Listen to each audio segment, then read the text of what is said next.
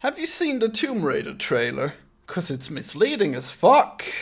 If you see the Tomb Raider trailer, it's got this scene where she's like, "Oh, these are 9mm custom pistols that are really good. I'll take two." Guess when that scene in the movie happens? It's right at the end.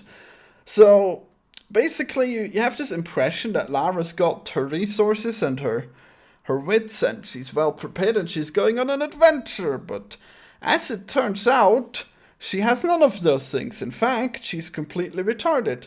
She starts out as a nasty little kid that's just getting arrested and doing illegal street races with bikes, and she's just a general brat. But then she goes on an adventure where she has to find her missing father, and has to go on this island where there's this crazy Japanese supernatural thing that maybe be there or not. And you don't expect it. You don't expect any of the things that are gonna happen in this movie, because Lara is not well prepared at all. She's a complete idiot. She gets nearly robbed by a young group of kids, and she nearly gets killed by them as well. And she just, at so many points, she just gets killed nearly, and then there's a shipwreck and everything, and the captain is a drunk, and everything's going terribly. And Lara is just way over her head. It's basically like the first remake of the games. God, what's that one called? It's the one before Rise of the Tomb Raider, anyways. It's called Tomb Raider, but I'm thinking what year has it come out? But it doesn't matter. It's a little bit like that. She's shipwrecked, and then she gets injured in her side. Yes, gets a little twig stuck in her side, and I guess those are the two similarities. And then there's a crazy deity that may or may not have lived 1,000 years. We'll see, I guess. Maybe it's true, maybe it's not. I mean, I know, but you'll see. I'm not spoiling too much here.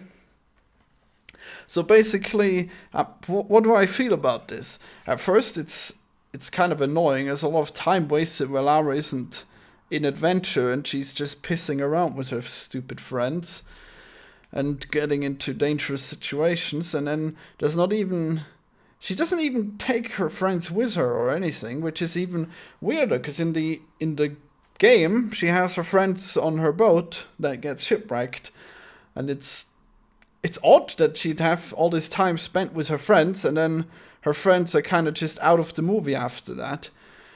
I suppose it might make more sense in the next. If this gets a sequel, I guess we'll see her friends again. Maybe she'll take her friends along on the adventure next time, but who could even tell? So, yeah, Tomb Raider has been very unexpected, this movie. It's crazy. I would not have expected any of it, really. And there's one actor in it that I really like. He's been in a bunch of stuff. He's been in Django Unchained, and he's been in The Shield. Oh, he's usually playing a bad guy, and he's playing hell of a bad guy here. And he's sporting a crazy beard. I don't know his name, so I guess you'll just have to see if you know the guy. He usually plays redneck characters, and he's weird as fuck, though. He says, "Oh, finally I got someone to talk to." And all along he's got like 1,000,000 people to talk to, because he's here with a little private army. But he's like, what the fuck is up with him? Why does he feel like he's lonely when he's not? He's got all these people with him. And he's been stuck on this island trying to get into the temple, but he didn't find the entrance. And oh no, poor guy. But then Lara comes along, and everything changes, and you'll see all the things that happen. I think the pacing in this movie isn't great. I think some of the things are too slow of a boil. There's too much young Lara being silly in it. But Lara has some really cool quotes in it, nevertheless, and I like this Lara. She's not as beautiful as I could have hoped. I think she looks good in a certain light, but this movie doesn't shine that certain light on her, because in this movie she's always battered and bruised and getting the shit kicked out of her, and she's always fucking dirty, because of course she's stranded on an island. He's gonna be dirty. So, it's not... I don't know how people expect Lara to be beautiful, especially in these, I don't know, prequel movie and games. She wouldn't be pretty because she's getting fucked up real bad. So, I think it's forgivable that she's not that cute, but I don't know if the actress will end up being cute in the end, but I guess they can do a lot with makeup anyways. I wonder if she's going to go on adventures that are more classy, where she doesn't get beat up quite as bad and where she's got a handle on things. Or not. We'll never know. Well, I guess we might know. You'd think there'd be a sequel. It was really successful here. There were surprisingly many people in this movies viewing. Well, I really like the fact that there's a young Lara now, because the old Lara, I didn't like her as much, even though... I don't know, I don't like Angelina Jolie that much.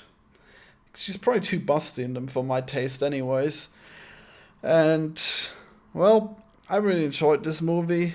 It could have been better though, I guess it's like a 6 out of 10.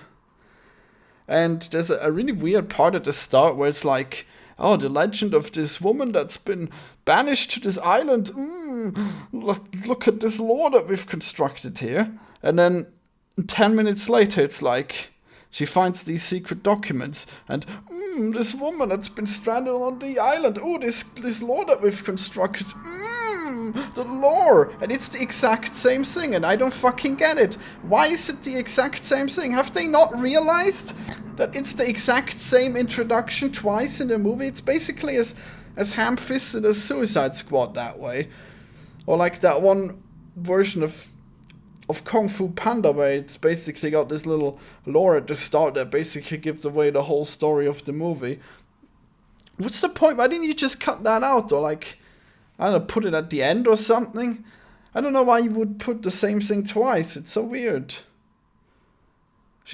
It's basically the exact same text as is spoken in the intro. She finds again like 10 minutes later or 20 even. I guess she's being a delinquent youth for long enough. It's weird. Do you think we will have forgotten the fucking legend of the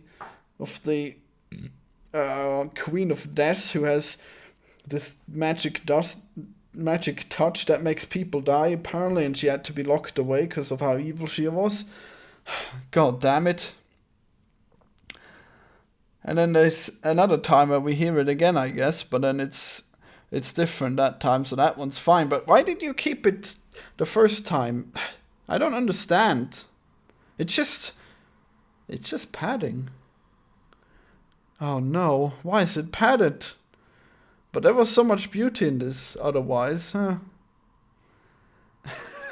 But that one time where she goes into the... You know the part where she goes into the plane? Where she's on the wing of the plane that's gonna fall down the waterfall? Oh my god. When you see that in the trailer, it's like, oh my god, she's got her shit together and she's on that plane, but it's no big deal to her. But when you see it in the movie, she's got her hands tied. She's nearly died 10 times already till now. And then if that thing crashes, she would not have a way to survive if she doesn't get off that plane. If she doesn't run across that plane. Oh my god. And then she goes into the plane, which is even weirder. Because why the fuck would you go into it? Just keep running along the plane instead of going into it. It's so stupid. And then, of course, when she's in it, not long after, the whole thing falls down. How did she not see this coming? Why didn't you just keep moving? Why did you drop down into the plane? But yeah, that's just like such a short scene in the trailer, and then it's such a huge struggle in the show. It's kind of like how in the game, everything's a huge struggle as well for young Lara. But in the end, she gets really powerful and she kicks everyone's ass. And in the movie, she doesn't get powerful. She's always shit at melee. At the start, well, I guess she gets a little bit better in the end. But I thought that was funny. At first, she gets beaten up in this boxing ring, which makes sense because Lara is fucking shit at hand-to-hand combat. That's why she uses guns all the time. And if there's like a little monkey, he could kill Lara without her fighting back. And I thought that was funny. Ah, yep, she's bad at melee. Isn't that funny? But no, actually, she fights like many people with melee instead of why the fuck doesn't she get guns? You teased that she would have guns, but she doesn't get guns the entire movie. Why is Lara the most underpowered character the entire movie? It's so silly. Why would you have done it that way? Lara should always have the biggest guns out of everyone. That's how she rolls. Yeah, I guess she'll get to that later, huh? She'll get full Second Amendment later. Oh wait, she's not American. Anyways, tell me what you thought of Lara and the Tomb Raider. Bye.